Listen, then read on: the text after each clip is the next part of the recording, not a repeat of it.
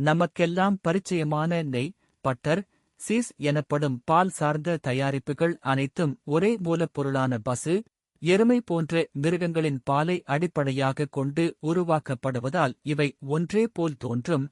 ஆனால் உண்மையில் ஒவ்வொன்றும் தயாராகும் முறையும் உள் அமைப்பும் பயனும் பயன்பாடும் முற்றிலும் மாறுபட்டவை. பாலை நன்கு கொதிக்க வைத்து ஆறவிட்டால் மேலே மலை உருவாகும். அந்த மலையை கடைந்து வெண்ணெய், பட்டர் உருவாகிறது. அதையே சூடு செய்து மேலோட்டமான நீர்ச்சத்தை நீக்கிய பிறகு நெய், கீ கிடைக்கும். சீஸ் உருவாவதற்கு மாறாக பாலை என்சைம்கள், ரென்னெட் அல்லது புளிப்பு உண்டாக்கும் கலவைகளை சேர்த்து உறைபடையாக மாற்றி தயிர்ச்சாறு நீக்கி மீதமுள்ள உறைந்த பாகத்தை வடிகட்டி தயாரிக்கிறார்கள்.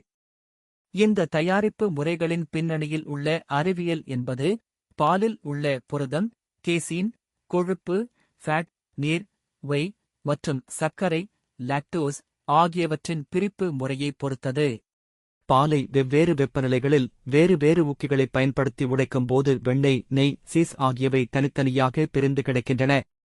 நெய் அதிக கலோரியுடன் கூடிய தூய கொழுப்பு, சீஸ் ஒரு புரதம் மற்றும் கொழுப்புச் சேர்க்கை, பட்டர் என்பது பால் மையத்தில் இருந்து எடுக்கப்படும் மென்மையான கொழுப்புப் பாகம். இவை மூன்றும் சுவை, ஆரோக்கியம், உணவுப் பயன்பாடு என பல நன்மைகளைத் தரும். உதாரணமாக நெய் மூளைக்கு தீபம் போலவும், சீஸ் எலும்புகளுக்கு கல்சியம் ஆதாரமாகவும், பட்டர் எளிதில் ஜீரணமாகும் கொழுப்பாகவும் செயல்படுகிறது. ஆனால் அதிகபட்சமாக எடுத்தால் இரத்த அழுத்தம், கொழுப்பு அதிகரிப்பு, இதய நோய் அபாயங்கள் போன்ற தீமைகளும் உண்டு.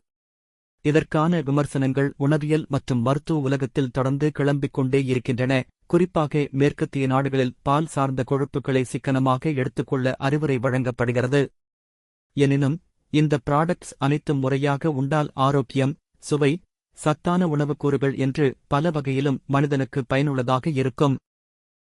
சுருக்கமாகச் சொன்னால், பாலை அடிப்படையாகக் கொண்ட இவை மூன்றும் ஒத்த தோற்றம் கொண்டாலும் தனித்துவமான உருவாக்கம், பயன்கள் மற்றும் தாக்கங்கள் கொண்டவை என்பதால் ஒவ்வொன்றையும் அதன் வகைப்படி புரிந்து கொண்டு அளவாக பயன்படுத்துவது அறிவுடனும் ஆரோக்கியத்துடனும் வாழ்வதற்கான சரியான வழி.